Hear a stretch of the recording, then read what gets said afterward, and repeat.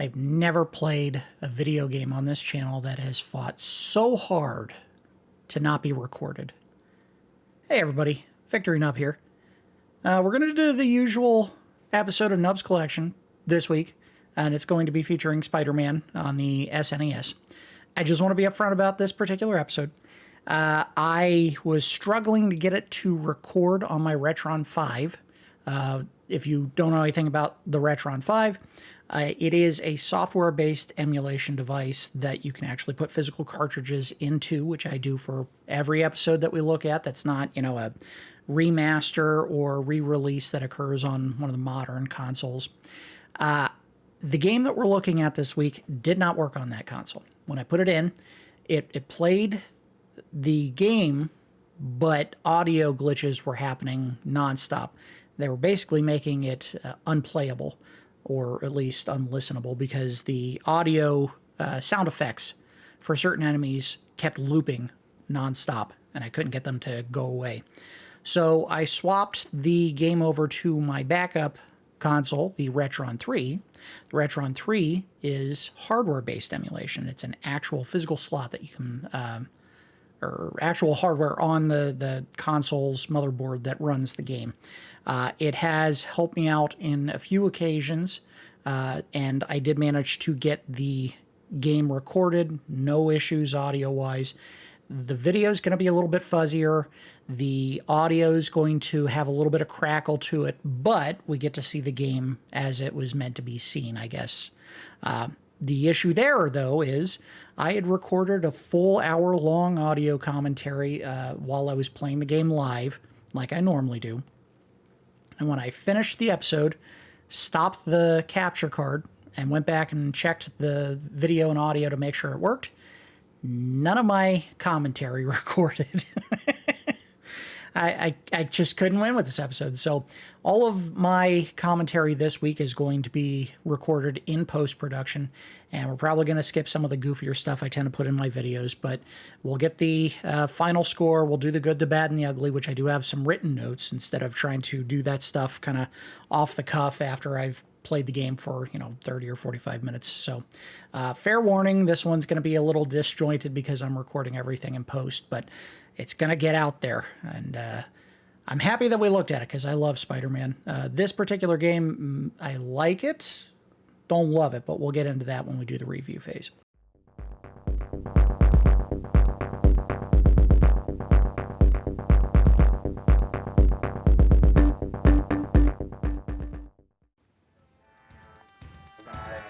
Good morning, good afternoon, and or good evening. You are watching Nub's Collection, a YouTube series dedicated to the cataloging and review of every game in my physical media collection. As always, I'm your host, Victory Nub, and today we are looking at Spider-Man. Developed by Western Technologies, published by Acclaim Entertainment, and in a rare twist, I have some conflicting release dates for the SNES version of the game that we're looking at today. It was either released in 1994 or in February of 1995. I would tend to believe the 1995 release date to be the accurate one, as it preceded the Sega Genesis version of the game that released a month later in March. Spider-Man, the video game, is based on Spider-Man, the animated series, which was its unofficial title, which aired on Fox from November 19th of 1994 to January 31st of 1998. The story follows a college-aged Peter Parker as he grapples with the typical real-life issues that his comic counterpart typically shared: dating, caring for his elderly Aunt May, meeting job obligations for the Daily Bugle and his overbearing boss, J. Jonah Jameson, and completing coursework for his classes at Empire State University, all while secretly fighting crime as the masked hero Spider-Man. Parker's spider powers come as a result of the Neogenic Recombinator, a device that seems to have been designed solely to combine the DNA of humans and various animals. I can't figure out what else it was good for. And was canonically the source of Mac Gargan's transformation into the Scorpion in the comics. This is also how Gargan ends up getting his powers in the TV show, but this device wasn't just created whole cloth by the TV show's writers. It was actually a reference to a device in the comics. The show featured several notable actors in lead roles. Christopher Daniel Barnes voiced Spider-Man. His other notable work includes providing the voice of Prince Eric in The Little Mermaid, as well as playing the eldest Brady son, Greg Brady, in the 90s Brady Bunch films. Jennifer Hale, who has voiced 99.9% of your favorite video game characters, voiced Felicia Hardy, aka the Black Cat. Ed Asner voiced J. Jonah Jameson, I can't speak, and is most famous for portraying Lou Grant on the Mary Tyler Moore Show, as well as the Lou Grant spin-off series. Ephraim Zimbalist Jr. portrayed Doctor Octopus and is widely known as the voice actor for Alfred Pennyworth in Batman the Animated Series. Hank Azaria voiced Eddie Brock, the second host of the Venom symbiote after Peter Parker, and is most known for the various characters he has voiced on The Simpsons for 30-plus years. Mark Hamill, Luke Skywalker himself, voiced the Hobgoblin and is also widely known for his work portraying the Joker in a broad swath of Batman animated works, most notably the animated series, obviously. And finally, Joan Lee, who was Stan Lee's wife for basically the entirety of their lives together, provided the voice of Madam Web, the character that a rather desperate Sony just based an entire film around. The animated series, while it was a great gateway to the larger Marvel universe thanks to cameos by the X-Men, Captain America, Doctor Strange, Blade, the Fantastic Four, and the Punisher, was also notable for its rather cheap animation.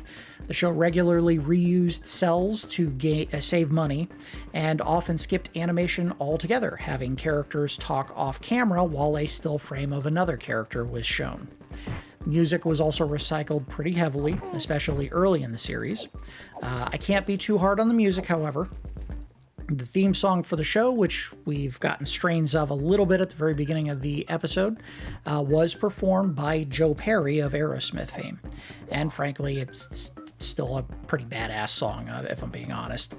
The show also suffered from your typical for-the-time censorship issues. Villains were not permitted to use realistic guns unless they were shown in a flashback, so you saw quite a few laser blasters, quotey fingers, instead. Spider-Man was not allowed to punch anyone or throw anyone through glass, and children could not be put in any sort of danger whatsoever. If anyone was ever kidnapped or beaten up or knocked unconscious, it was always adults. The show resulted in two major moments in the larger Spider-Man lore. First, it featured the very first time that the Spider-Verse as a concept was actually explored, predating a proper comics run by almost 17 years, and which has culminated in a pair of popular animated films. That would be Into the Spider-Verse, and Across the Spider-Verse, and then of course there's a third one that's going to be coming out in the near future.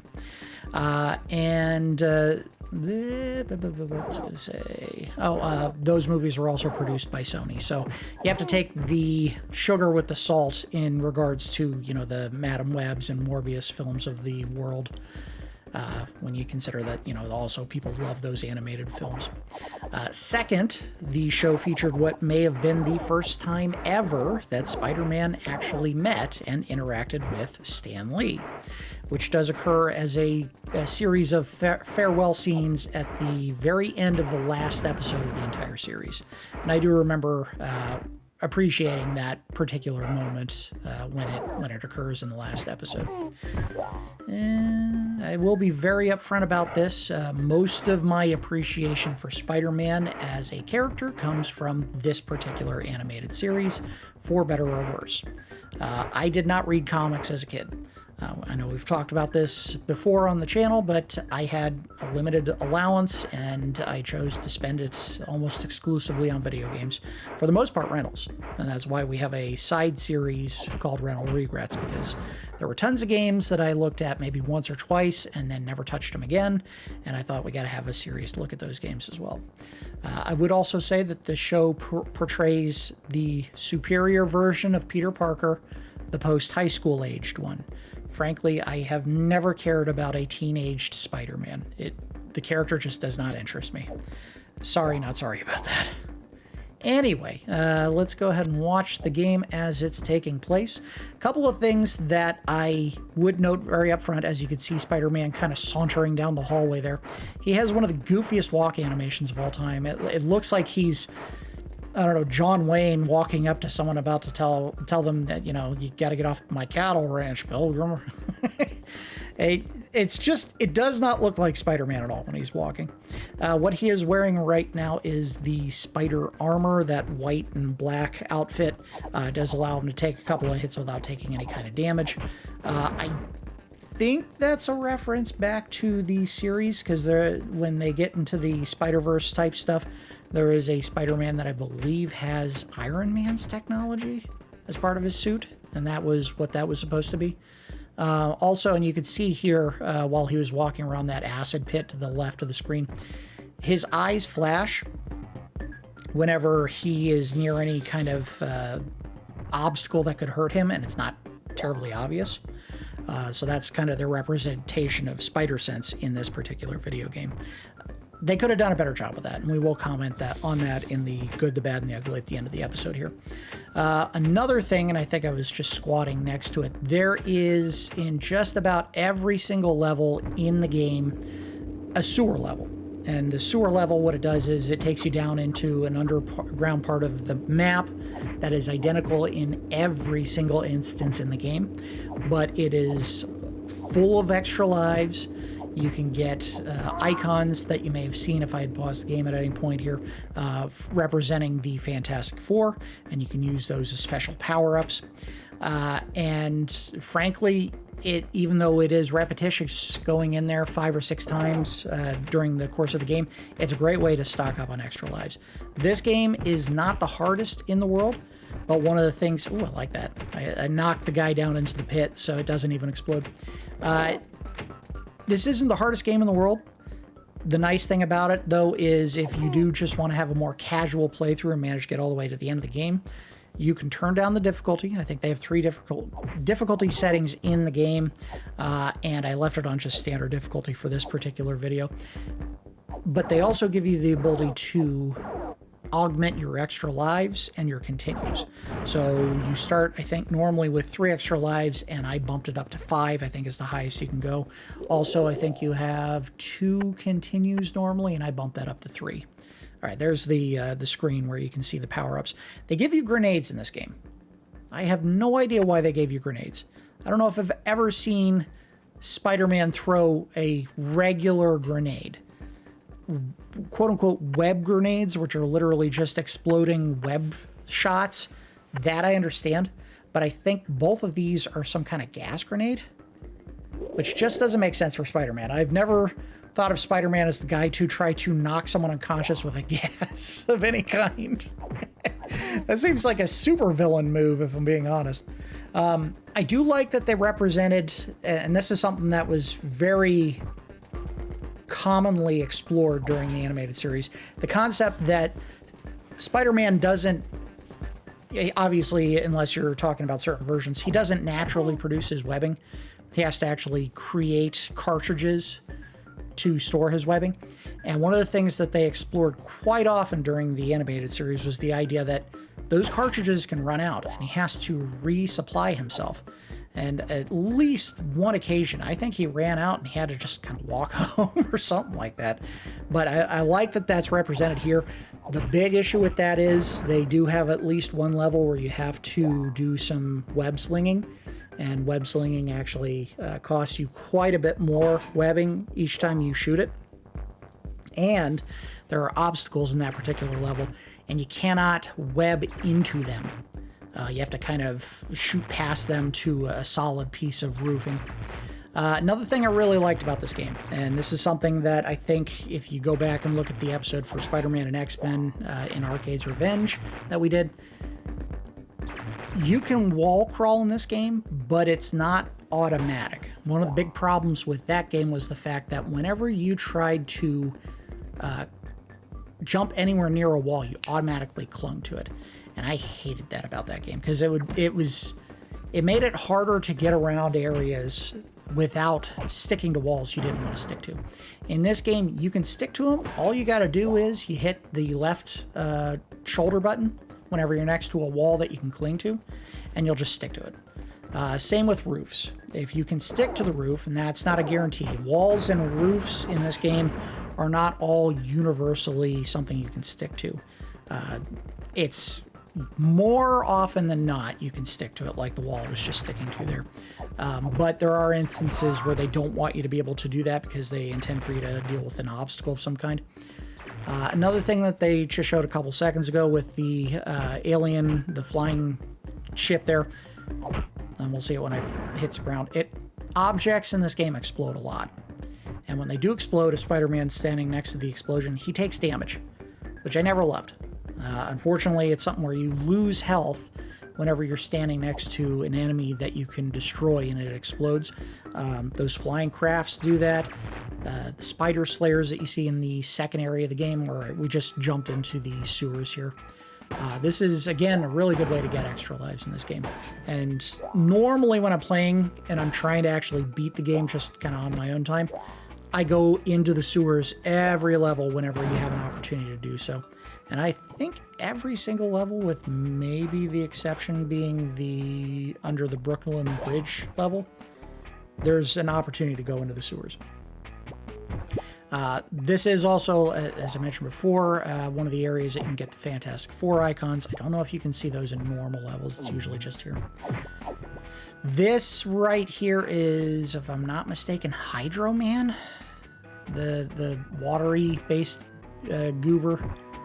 They had a whole arc in the TV show about this guy, because apparently he was obsessed with Mary Jane Watson, and I guess somehow he turned her into a water-based character, where she like melted at some point, and Peter Parker was really upset about that and had to go through different universes to try to save her. It was a very strange storyline. Towards the end of the show, it was pretty clear they had run out of good bankable ideas to do, and they were just throwing whatever they had at the wall and hoping it stuck. You do see the lizard in this level somewhere. I think he is all the way on the right side. I'm not 100% that that's always the case. I think he actually pops up in other spots in this level, but in the first area you always see him on the right, and I think in other areas where you can get into the sewers, he pops up in different spots just to keep things fresh, even though literally it's the same sewer level in every single level of the game. So that they could have done something different with that, but the good news is once you learn all the secrets, like where all the special items are, there's the lizard, you can actually repeat them very easily and get, 5-10 lives in this area. So it's a very easy way to stock up on extra lives for this one particular run of the game. Again, I do like that they give you lots of webbing in this game so that you're actually encouraged to use the web shooters, but you can actually punch and kick enemies. And if you watched the episode that we did for Arcade's Revenge, Spider-Man could only web in that particular game. A very strange choice. Sorry, not most of the enemies in this game, if they do have some kind of history of fighting Spider-Man, like an actual, like, traditional supervillain, like Hydro Man that they saw at the beginning of this area, they have very simplistic design in terms of how they move and what they do to attack you. Hydro Man is very lame in that regard. There's a character called the Owl that just kind of does like a leaping attack and claws down at you, and that's all he does.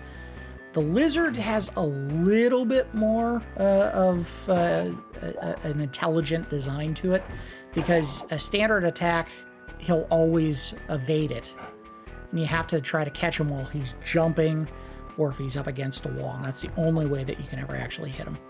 What I'm doing there is, I know there's pipes in this area that you can hit and open secret passages, and I thought that might have been one of them. And yes, if you haven't been paying attention to the character, I think Spider Sense goes off everywhere you go in this level because it's a very dangerous environment. Another thing that I really liked about this game, and we will talk about when we get to the good, the bad, and the ugly, they used multiple planes in every level for traversal. So you can jump into the background in certain parts of the map in order to go through a building on the inside. or you can jump down out of the plane you're currently in to go down to a different one like I just did there. It was very smart, and they did a very good job of using that in this game. The big issue that they had with that, however, is certain parts of the map, they could not figure out how to smoothly make the character move between planes. And their brilliant idea was you have to be moving left or right when you jump in order to change planes. And sometimes it works, and sometimes you have to do it at a certain height in order to hit it. And that, I always hated that part of the design of this particular game. All right, past me, move on. You can't figure out where the switch is. The funny thing is I do figure out where it is eventually. It's down, you got to go back over the left. And I know it's a pipe that you got to hit. I just don't remember which one it is. I'm just going to keep going in circles trying to figure out where it was. Now, we'll say the TV show was also instrumental in developing my favorite arch nemesis for Spider-Man, and that was always Venom. The Symbiote Saga, I think that's what they called it. It might have been the Alien Symbiote Saga, which was a 3-part episode. And I think when they were just doing like home release videos, they actually had an entire 3-episode collection on probably VHS at that point of just that particular arc, which is, yeah, if I'm not mistaken, J. Jonah Jameson's son, whose name is escaping me, John Jameson, I think is it, is an astronaut. He comes back from a trip to, it's like an asteroid or something, with a rock that they found there that was apparently of some value. And when they pulled it, the symbiote was hiding underneath the rock and gets on his suit while they're landing. And for whatever reason, they decided to put a landing pad or whatever you want to call it, like a landing area for the shuttle in New York, which is absolutely nonsense. They would never do that. But they had one in New York, and the ship was coming down, and it crashed, I want to say, on the Brooklyn Bridge. So Spider-Man goes out to, try to save them. He gets the symbiote on him. He goes through the same arc you've probably heard 1,000 times where, all of his powers are even more heightened than normal. But, man, he's really got a bad attitude all of a sudden. And then eventually he finds out that he's been infected with this symbiote that is trying to eat him. And he can't figure out how to get rid of it, but he also doesn't want to because he enjoys all the power that it's giving him. And then eventually, when it starts ruining his relationship with Mary Jane and with maybe his Aunt May, he tries to get rid of it. The suit won't let him separate from it. And he goes up into a bell tower and ends up shaking the symbiote off by the bell getting rung, I think. It also has one of the great audio bites of all time. It's one of my favorites, where Christopher Daniel Barnes is just going absolutely ham with his dialogue. He's fighting the Shocker. I think they had 2 villains that he was fighting during that episode. It was the Shocker and Rhino. And the Shocker is, I guess, contracted by Wilson Fisk because they decided Kingpin had to be his major antagonist for a good chunk of the first couple of seasons. And Shocker is chasing him up into the bell tower, and he starts, Spider-Man is starting to absolutely lose grip on reality, and he starts screaming about Shocker. He says, "You can't hide from me! I'll chase you to the ends of the earth!" It's so insane sounding.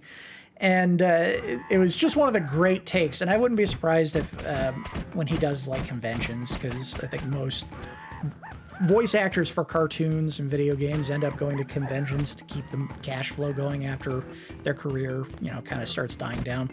I would not be surprised if everyone who ever sees Christopher Daniel Barnes at a convention asks him to reprise that particular line or reread that line. It's just so hammy and over the top, but it's beautiful. But that episode kind of introduces the character of Venom to the series, and I don't know, I just really liked the idea of the character. Especially the fact that he basically had all of Spider-Man's powers and could avoid the spider sense, which was always a very cool idea.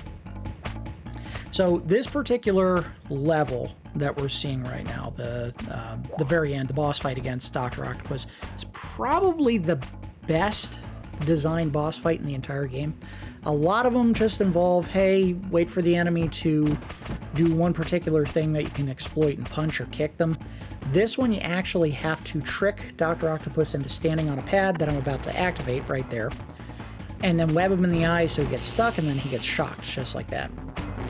That's actually a lot of fun to do, because you have to kind of take advantage of his placement, web him in the eye so he gets paralyzed temporarily, and then let the machine shock him like that.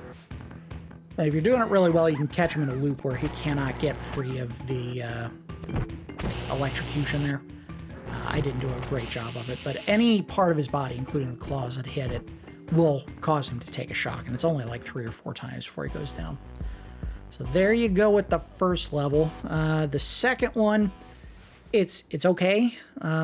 This one uses a lot of foreground and background elements, and it also has maybe my least favorite part of the game, which is there are sewers, or not the sewer, but like little sewer lids that you can pop into in this area, and if you're not paying attention to your spidey sense when you go over them, they actually explode. Why do they explode?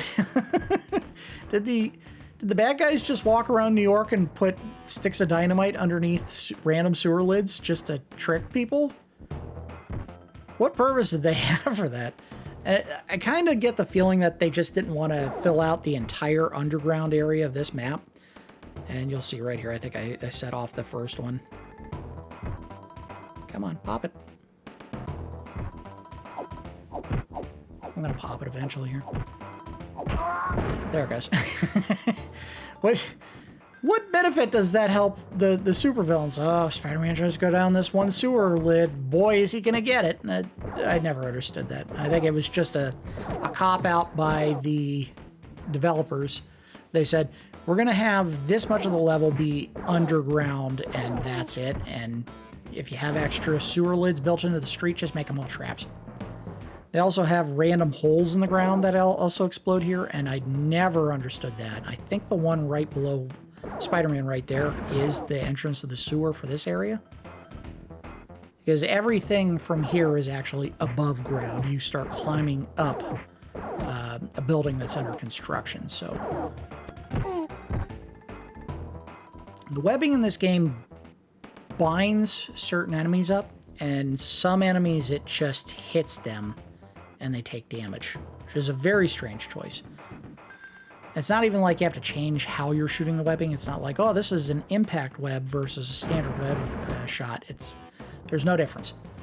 But standard enemies, for some reason, they don't get bound. They just take a hit. Come on, get up there, idiot.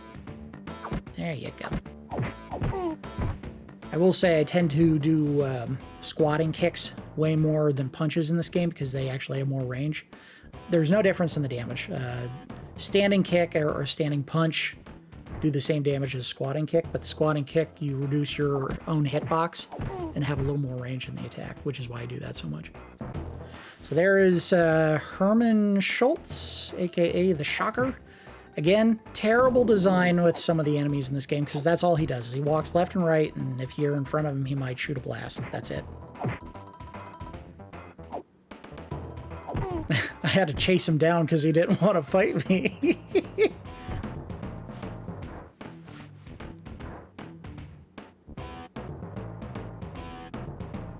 So this area, you can see in the background, there's the Daily Bugle. This area has an under construction area at the very top in like the second part of the map.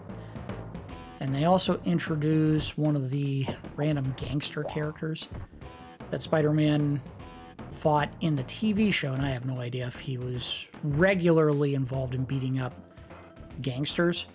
I don't think that was really ever Spider-Man's thing. His thing was, hey, I gotta fight other animal-based supervillains. And I think that one's name is Hammerhead? Like his entire head is just like a solid piece of metal. I might be wrong about that, but that's the name that's popping in my head. In my hammerhead. I think the reason why I keep walking back and forth is I couldn't figure out how to get up to the next area, and I'm in the right spot. I just need a web sling. See, I'm starting to do it there now. Keep going left, dummy. No, go left.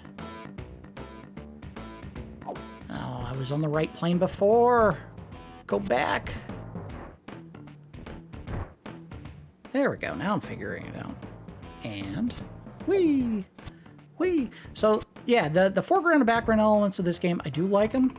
I don't think they work great, but this is a perfect example of where they made good use of it, because you cannot advance unless you go into the background where the shocker is kind of giving you a hint, hey, you can jump back here, and then you got a web swing from the girder in the background. So I thought that was a really good choice there. There's, I don't know what he's called, the owl? That's another one of the Spider-Man Rogues Gallery. I'm not going to say it's comparable to Batman's Rogues Gallery. I think Batman has the superior Rogues Gallery and there's no contest. But I would say compared to most superheroes, Spider-Man has easily one of the best. He has a lot of good, memorable villains. Now, we talked about in a previous Spider-Man Nubs Collection episode, he also has some really lame ones that they wisely moved away from over time. I think we talked about the fact that there's... Oh, I missed the platform. There's a group of guys called the Enforcers that were reused multiple times in the very early part of the Spider-Man comics run, which is literally a big guy, a small agile guy, and one that uses a lasso. That was their entire gimmick.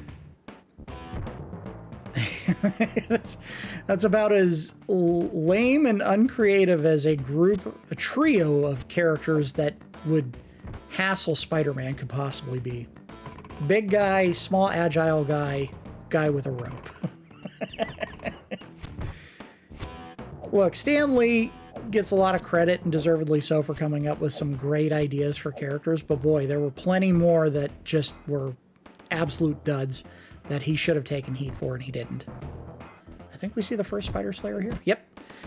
The Spider Slayer, or a Xenomorph with spikes on its back. I hate this boss fight. This is probably the worst boss fight in the game, because when he does that, I don't know if there's a good way to dodge that kind of rolling attack there. I think the only way you can do that is you gotta do what I do here, and that's basically jam him into a corner inside of that hut and just kick him in the face. And I think this is where I start trying the different Fantastic Four powers. Yeah, there you go. So I have everyone but the Thing, so I tried... I think I just went with Sue Storm, because she gives you Spidey armor. And that's probably the best way to deal with this fight, is just tank the hits and kick him when he stops moving. So I'm just waiting for him to get into that little shed there. Kick, kick, kick. Come back. Kick, kick, kick. And I think one more kick and he's done. Yep, there he goes. All right. Not the most complex fight in the game. And frankly, of all the enemies they could have put in the game, why did they go with the one that looks like an obvious ripoff of Alien? This is, I think, the area where you do fight most of the Spider Slayers that were put in the game. And that was a big element in the animated series, was they loved exploring the idea of Alistair Smythe putting together all these mechs that were designed to kill Spider-Man. That was pretty heavily featured in the first couple of seasons, and then eventually I think Alistair Smythe himself becomes like a maniac of some kind, because he was always confined to a wheelchair. And I don't know if that's canonically something that came from the comics, or they just said, hey, Kingpin needs like a goon that he can, you know, abuse to do all of his bidding. And they said, well, let's just do it with Alistair Smythe, who originally invented all the Spider Slayers. It's one of those things I'd like to look into. I tried using one of the grenades to show what they do, and then of course I threw it off screen, so you can't even see that. One of the downsides of the multiple planes of action, you can't hit anyone on the other plane if you're on one versus the other. There he is. That guy on the top of the screen, that is the gangster called, I'm gonna say it's Hammerhead, but I might be wrong. That is his one appearance on this particular, or in this particular video game. Most of the Rogues Gallery, with the exception of, I think, Hydro Man and Lizard, because they both appear in the sewers. You see them once, and that's it. Oh, trying to figure out how to advance, and I think you have to do it by going in the background again. Just cling to the roof and crawl through the opening. Yep, there you go. Again, I really do like the use of foreground and background in this particular game. Then we're going to let this run all the way to the end of the boss fight for this level, and then while the third level's being played, I'll go ahead and start to wrap up the review phase. I do not beat the third level, so if you're worried you're going to miss anything while I'm putting my final thoughts on the screen, don't worry about it. You're not missing out much. Beat him! Again, enemy can't be tied up, so the webbing just causes damage. Very strange choice there. This is a perfect example of the big problem with the foreground and background stuff. See, I can't move into the background by just holding up and jumping. You have to actually be moving at an angle, and you have to do this to advance. It was so poorly designed. This part is a bad part, and I can imagine people gave up if they couldn't figure that out in the game. It's one of those things that they probably should have gone on the drawing board and said, maybe we should just let the player change planes by pressing up and jump or down and jump, and they didn't. It's kind of a shame. There's another one of the spider slayers. If you wanted to see what the other Fantastic Four characters do, I think I use Johnny Storm later in the level. I don't know if I ever used Reed Richards. By the way, since we're talking about Fantastic Four, they mentioned the casting choices that they made for the new Fantastic Four that they're going to be making a movie for. I guess they're okay. I mean, it's one of those things where it's hard to say whether or not they're going to be any good until the movie actually comes out. I think it's interesting that Marvel keeps going back to the well with certain people that they like and having them take multiple roles in the MCU. Michelle Yeoh, she played one of the Ravagers in the second Guardians movie in just a bit part, and then she came back as a completely different character in Shang-Chi, which was an interesting choice. They did the same thing with Gemma Chan. She was Minerva in Captain Marvel, and then they were like, well, she was in blue face paint, so no one really recognized her, so let's go ahead and recast her as Cersei in Eternals. And yeah, it does sound like there may be a little racial element to that people can't tell Asian women apart, which is ridiculous. But they just recast, I can't remember his name, but the guy that played Micro in Punisher, the Netflix series, he is now going to be the Thing. Obviously, the Thing will be a CG character, so it's not like you're ever going to worry about seeing his face. But at the same time, if they show a flashback where he's in his human form, you're going to be able to tell that that's the same guy that played Micro. I think they screwed up on that part. The rest of the casting choices, I think it really is going to depend on how the characters are played. Also, if any of the rumors are true that they're going to portray them as their 1960s characters, I kind of like the idea. Because what that basically amounts to is there's going to be some kind of spatial paradox, and they'll have to be drawn through time to the modern day. Because you don't introduce the Fantastic Four, go through months of casting choices for the characters to put them in a one-off film and then never bring them back. And I seriously doubt the next big phase of the MCU is they're going to go all the way back to the 1960s and just do an entire series of films based on that one time. That's not going to happen. There's absolutely a time traveling element that they're going to introduce there. Now, the interesting thing is they've already done that once with Captain America and had him kind of adjust to the changing of the times from when he was, you know, alive in World War II to, you know, having to engage with a modern world. I don't know how they're going to approach that with characters from the 60s. Maybe they're going to be a little more quote-unquote with it, but I think that'll be fun to watch when they actually do produce the movie in 5 years or whatever their new timeline is. All right, so after all that climbing, here is a 10-ton spider slayer on top of a small scaffolding. There's no way in hell it would be able to support that much weight. This is another example of, I'd say, smart boss design. The way this one works is every time the Spider Slayer uses a part of its body to attack you, you hit it to damage it. So if it uses the scorpion tail on the back to shoot its laser beams, if you kick it, it takes damage, and eventually you break it. Those front claws that are kind of producing electric shocks on the ground, if you kick those while they're down, they take damage. So this fight I liked the idea of. Unfortunately, it's kind of hard to get those hits without taking damage yourself. So you can see I struggled pretty bad getting through this fight. I do beat him though. One other thing, and I mentioned this in my original audio commentary, is there is a big difference in the amount of damage you do between a standard jump kick and that kind of spinning jump kick that I'm doing. You do that when you hold the run button when you do your jump kick. That's the one big damage dealing difference maker in this game is hold left bumper when you do a jump kick and you do a spinning version that does way more damage. All right, so that was the end of the second level. Let's go ahead and wrap things up. We'll do a round of the good, the bad, and the ugly. The good is that the game has what I would say is probably the fullest suite of Spider-Man abilities of any Super NES or I guess regular NES game featuring the character. Although not any game ever, obviously. If you've played the PlayStation 4 or PlayStation 5 Insomniac Spider-Man game, that is a way more robust character.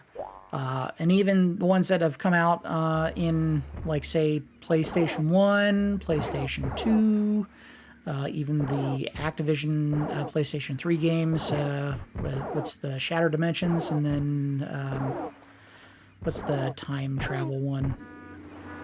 Whatever it's called. Those have pretty robust move sets as well. But by comparison, this one is better than most of the other SNES games. He can punch, he can kick, he has jump kicks, web shooters, grenades. This Spider-Man can web sling, he can crawl on walls and ceilings, and you actually have some control over when that happens. And he also has the ability to call the Fantastic Four to help him out with fights. So they gave you a lot of options for fighting in this game. In comparison to, say, the very stiff-feeling Spidey from Arcade's Revenge, this Spider-Man has abilities in spades. Spider-Man's Rogues Gallery is very prominently featured in this game. Some of them better than others. The boss fight against Doctor Octopus shows a level of depth and problem-solving that is rare for an SNES action game, and that much was appreciated. By comparison, most video games, at least the side-scrolling action games on the SNES, it was literally punch the enemy until they fall over. Here you actually had to figure out that you could turn on a device to shock Doctor Octopus, and then you had to figure out that you had to web him, and not just anywhere, it had to be in his eyes in order to get him to get shocked by the device, because it won't even go off while he's walking under it unless he's blinded. The game can get a bit unforgiving in later levels, and you start seeing a little bit of that here where, you know, if you stepped on an exploding sewer grate for whatever reason, you die in like 2 hits. So the ability to head into the sewers for extra lives is very much appreciated, as was the very robust options menu that allows you to tweak the difficulty, the extra lives, and add continues. So many games on the Super Nintendo and earlier consoles would have benefited from these kinds of difficulty tweaks. For whatever reason, they never thought of those. It was always change difficulty, standard or easy, or maybe a hard difficulty sometimes, and that was the most they ever did. Again, I really, really like the use of foreground and background in traversal in this game, as far as making it, a little bit of, there's a little bit of puzzle solving in that regard. And also, it's a really good way in this game to hide power-ups. It really helped to add depth to each level. And by that I mean, like, rooms could be used in more ways than just what a standard side-scrolling game would normally have allowed. As far as the bad, the music in this game is kind of a hodgepodge. Some tracks are simple and inoffensive. The first level is just a simple techno beat, and it's pretty muted. Some levels are absolutely garbage. I don't love the sewer music. That's probably because you hear it more than any other level in the game. And also later in the game, there's a level in Coney Island that you play, and the song there is horrendous. It's awful. And frankly, none of the music in this game evokes the TV show's music, which had an all-orchestral score. The music here is mostly rock or techno, and there's nothing wrong with that, but in emulating the show, it misses the mark completely. Also, and this was a big issue during recording and also just playing the game casually, the audio mix in this game is way off. Explosions, and you probably caught this while I was playing, are super duper loud, and the background music at times is just way too quiet. Now, it may have just been that if you go into the settings, and I don't remember if I saw this, you can adjust the defaults for sound effects and music, but if you have to do that yourself every time you play the game, they didn't get the balance right. So I don't know why it was done that way, but explosions, just way too loud. While I do like the multiple planes that Spidey can traverse in the game, switching between them is not only difficult at times, it can be downright frustrating. Now, one area of the construction level where I could not advance unless I jumped into the back of that wooden shack, I sat there for like 2 minutes trying to make the jump, and I knew what I had to do, and I still couldn't make it. It really should have just been as simple as hold up and jump, or hold down and jump. The fact that you have to sometimes be moving left or right to switch, or you have to make sure you're jumping at the right height, was just a bad decision. They made it way more complicated than it needed to be. Again, I like the implementation of the Rogues Gallery for Spider-Man, but some of them are very lame in the way they're used. Again, Shocker just walks left and right and occasionally shoots his gauntlet blasts.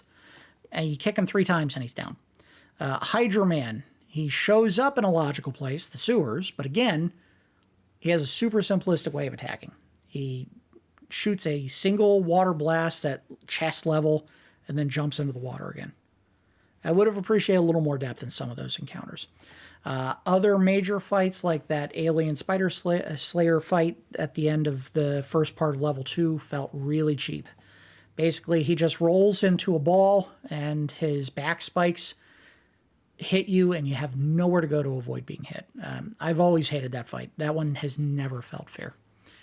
As far as the ugly, the overuse of the laughing maniac audio bite that they use whenever you're in a boss fight was aggressive and obnoxious. They should not have used it as much as they did. It seemed like the devs loved that they got that one true audio clip of a voice into the game, and they fully intended to use it as much as they could. You should have heard it maybe one fight, maybe against Green Goblin, and that was it. You should never have heard it 50 times every time you get in a boss fight. That was stupid. Also, web swinging in this game is just crap. Your web shot has a range of maybe 15 feet. And when you do actually manage to land it on the ceiling wherever you're trying to swing, you look like a little kid swinging on a rope when you do it. Whee! You're only going back and forth about 10 feet. It's not heroic looking at all. They should have rethought that altogether. Even Arcade's Revenge did more justice to web swinging than this game did. As I mentioned earlier, Spider-Man's normal walk animation looks really goofy, like he's trying to intimidate the enemy, like he's bowed out, walking chest forward. It looks dumb. And while I like that there's a spider sense mechanic in this game, I kind of wish it was more obvious than your eyes just blinking white and pink. Had little wigglies popping out of his head, like, the spider sense that you could see in the previous game. previous 2 games that we've looked at. I think Maximum Carnage and Arcade's Revenge, when Spider Sense started tingling, you saw the wigglies coming out of his head. Here you don't even see that. His eyes flash pink. If you're not watching either that or the extra life icon in the top left corner of the screen, you won't see it. I think they screwed up on that part. But again, the game is not unplayable because you can't see Spider Sense going off at all times. Let's go ahead and give the game a score. We do our score in Randars, 1 to 10. I'm going to give this game a 7. 7 Randars. I think there's plenty of variety in the levels. Enough unique enemies, thanks to the weirdly used supervillains, to keep encounters fresh. And the difficulty is mitigated by tweaking options for your extra lives, for your continues, as well as the omnipresent sewer level that's loaded with power-ups. While Spidey has a more robust moveset than other games before it, overall I'd say the Spider-Man in Maximum Carnage is the closest a 2D game ever came to actually capturing the feel of being Spider-Man. That version of the character is fast, he hits hard, he can jump in and out of encounters very quickly, and he was just very smooth to control at all times. That was the ideal for a Spidey design before 3D games came along. And I challenge anyone to prove me wrong. As for this game, I like the level depth mechanics. I like the variety of Spider-Man-like abilities that are available. And there is good use of the Rogues Gallery, although not necessarily the smartest enemies to actually fight. So 7 Randars, pretty good game, not necessarily great. That's going to do it for this episode of Nubs Collection. As always, I do appreciate each of you watching, and I will see you next time.